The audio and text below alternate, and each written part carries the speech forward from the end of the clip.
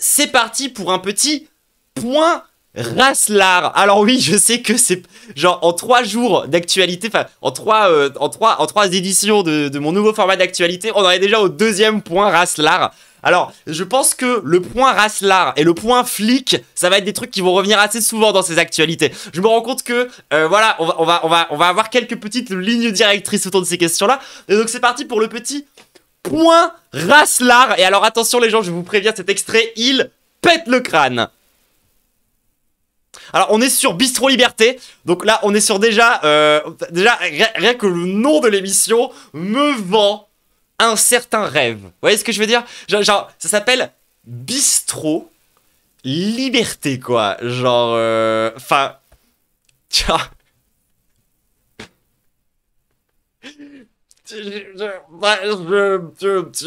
bon bah voyons le niveau de l'émission quoi. Sur les blancs? Bah sur les blancs, oui. Allez, parlons un petit peu des blancs, hein. Alors à votre avis, selon quel angle ils vont parler des blancs? Voilà, petite interrogation surprise, le chat. Quitte à parler des blancs, à votre avis, ça va être quoi l'angle de Bistro Liberté sur les blancs, hein? À votre avis, à quel moment ils vont parler des blancs? Alors oui, ça va parler de foot, effectivement, vous avez vu le titre. Le racisme anti-blanc. Merci Poumix, très joli 3e œil. Effectivement, à la télévision, on ne parle de blanc que quand il s'agit de nommer le racisme anti-blanc. Et c'est le seul moment de la télévision où vous entendrez jamais parler des blancs. Parce que la plupart du temps, à la télé, on considère juste que être blanc, c'est normal. Donc on le précise pas, quoi. Pour les blancs, oui. Rappelez-nous ce que vous aviez dit exactement comme ça. On était en... Ah, rappelle-nous avec ton double menton de dindon. Un débat... Ah, désolé, le physique d'habitude j'évite, mais alors vu ce qu'il raconte lui, il a vraiment 2 grosses couilles. Enfin, je veux dire, sérieusement, genre, ok d'accord, pas le physique, mais là quand même, c'est quand même 2 énormes couilles, quoi. Enfin, genre, qu'est-ce que vous voyez, vous? Si c'est pas des couilles. Non, oui, c'est vrai que c'est un peu méchant pour les dardons, ce que je viens de dire.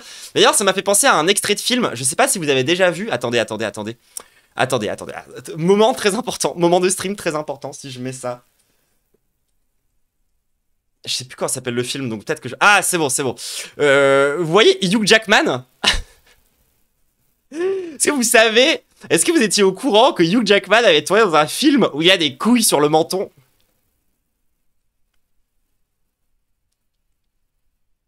Lance-toi là, lance-toi ta mère. It's all oak. Isn't that something? It's gorgeous. Oh, wow, Jake, what's this? Well, Mr. H, this is a vichyssoise courtesy of Chef Billy. Now, we heard that you guys were coming in tonight, so he's put together a special 4-course meal for you. Lobster okay tonight? Très bon film. It's okay with me if it's okay with you, unless you want to check out the menu. Beth, unless you want to check out the menu, or? No, that sounds lovely. Terrific. Ah, faut que vous voyiez manger. Il faut absolument que vous voyiez manger. Oh, you've got something on your... Oh, something on my neck? Leave it to me to embarrass myself on a first date. Oh. Here, There? I got it? bit more on the left. Well, one left side of... Ah! Alors, je préviens, c'est vraiment un film vraiment très con, hein. Enfin, l'humour, c'est vraiment à base de blagues de caca et tout, genre, c'est vraiment bien. Mais oui, le passage est vraiment horrible, 1er degré. Donc voilà, maintenant que vous avez bien tous cette image-là en tête, essayez d'imaginer ce mec en train de manger une soupe. Voilà.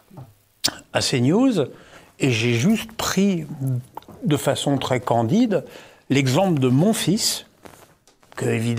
Ah, d'ailleurs, c'est candidat. Évidemment, dans mon imaginaire de père... Ah oui, c'est vrai que c'est l'heure de graille pour certaines personnes des eaux. Hein. J'avais eu envie de mettre au foot, alors que très franchement, il avait aucune aptitude pour ça.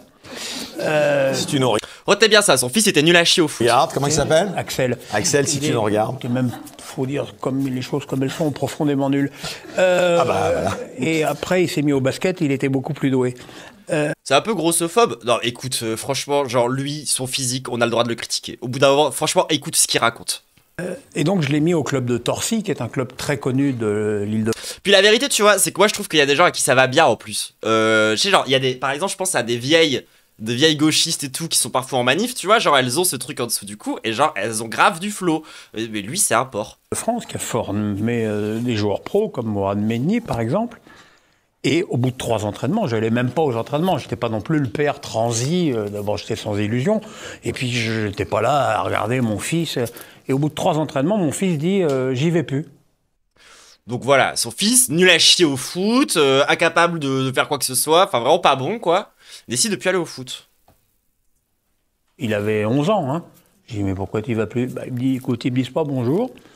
Ils me passent pas la balle. Ils m'engueulent quand j'ai le ballon. Et ils prennent pas la douche avec moi. Je me casse. À votre avis, pourquoi? Et évidemment, genre, on pourrait juste penser naturellement avec le début de l'histoire, puisque c'est quand même, ce serait le plus logique. On pourrait se dire, bah, son fils est nul à chier au foot. Du coup, les gamins se foutent de sa gueule. C'est normal, tu vois. Genre, c'est un peu, bon, c'est des dynamiques qui sont horribles. Enfin, c'est pas cool, tu vois, de se faire emmerder quand on est nul à chier. Enfin, son gamin était une petite victime. Bon, shit happens. Shit happens. Enfin, moi, j'ai été dans un club de sport, je me suis fait emmerder parce que j'étais nul à chier. Enfin, ça arrive, tu vois. Genre, c'est vraiment, l'explication, c'est juste que, bah, ton gamin, il est pas ouf, tu vois, il est pas dans le bon endroit, il est pas à l'aise, tu l'as forcé à être là, ça se passe mal, quoi. je suis désolé de le dire parce que c'était la vérité. Dans l'équipe, il y avait que des Maghrébins et des Noirs. Les gens applaudissent. Mais c'est la réalité. C'est la réalité du football. C'est la réalité du football, j'allais dire en Ile-de-France, mais c'est la réalité du football français aussi. Si vous allez voir un match de division d'honneur en région parisienne, vous verrez en général qu'il y a un blanc sur le terrain, il est où, gardien de but ou arrière droit? Et regardez l'équipe de France. L'équipe de France aujourd'hui. Donc lui, il pense que son gamin, la grosse victime, fils de Bourges, que tout le monde déteste parce que son père a beaucoup trop d'argent, se fait emmerder parce que il n'y a pas assez de blancs dans l'équipe de France.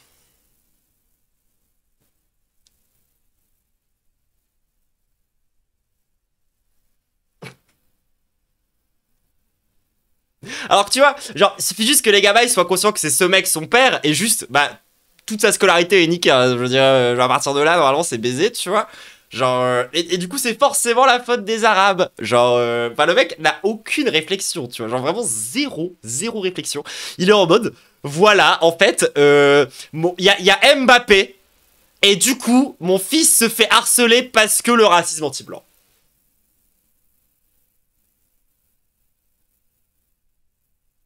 Et oui, les gens, bien sûr, bien évidemment. Alors bon, ça le dérange vachement moins quand tu vois, t'as, je sais pas moi, que des blancs dans les plus grandes fortunes de France, ou genre quand t'as que des blancs dans les conseils d'administration, ou quand t'as, bah je sais pas moi, que des blancs à la télé en fait. Là, le mec ne voit pas le problème, et il se dit pas que ce genre de truc pourrait créer de la discrimination, tu vois. Par contre, Mbappé, c'est lui, à cause de en fait, les petits Français, et voilà, c'est logique, hein. Logique. Le racisme anti-blanc.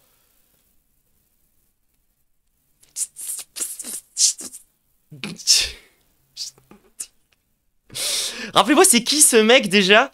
Qui c'est qui a dit ça? Polémique, nanana, c'est qui? Attendez, c'est qui? C'est quoi le nom de ce mec? Quelqu'un a le nom de ce mec? Salut, es-tu un Pokémon? Non, je suis une frappe atomique, contrairement à toi qui va mourir seul. Menez? Menez? Attendez, c'est qui Menez? Checo un peu vite fait. Ah bah non, Menez c'est un joueur de foot apparemment. Pierre Menez? Pas Jérémy Menez, d'accord. Le mec est moins connu qu'un joueur de foot qui a le même nom que lui. Ah oui, ça ressemble effectivement à ce gars-là, ouais. Alors qu'est-ce qu'il dit du coup? Né dans le 8e arrondissement, consultant sportif, football, presse écrite... Canal+, C8, chaîne de télévision, radio... D'accord, c'est un mec qui fait c'est un consultant sportif, d'accord. Ok. Ce gros raslard, là?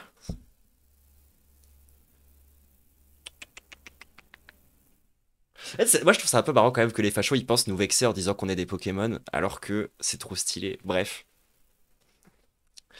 On va directement sur la partie VSS. Accusation pour agression sexuelle et condamnation. Ah bah tiens, regardons un petit peu plus d'infos sur ce mec. 21 mars 2021, à l'occasion de la diffusion sur Canal+ documentaire Je ne suis pas une salope, je suis une journaliste sur le sexisme dans le journalisme sportif. Pierre Ménez est accusé d'agression sexuelle sur 2 journalistes, dont Marie Portolano, auteur du documentaire. Le 28 août 2016, hors caméra, mais sur le plateau du Canal Football Club, il aurait soulevé la robe de la journaliste pour lui empoigner les fesses. Quelques années plus tôt, il aurait également forcé la co-présentatrice de l'émission, Isabelle Moreau, à l'embrasser longuement sur la bouche pendant l'anniversaire de l'émission.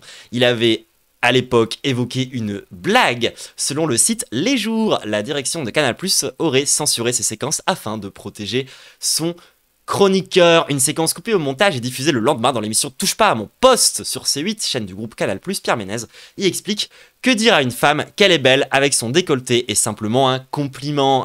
Bien sûr. Lorsque la journaliste évoque le moment où il a soulevé sa jupe, il assure ne plus s'en souvenir. Oh bah c'est pratique, dis donc. Je m'en rappelle pas. Surpris d'apprendre que Marie Portolano s'est sentie humiliée, il s'excuse mais assure ne pas faire la différence si le destinataire de ses blagues est une femme ou un homme.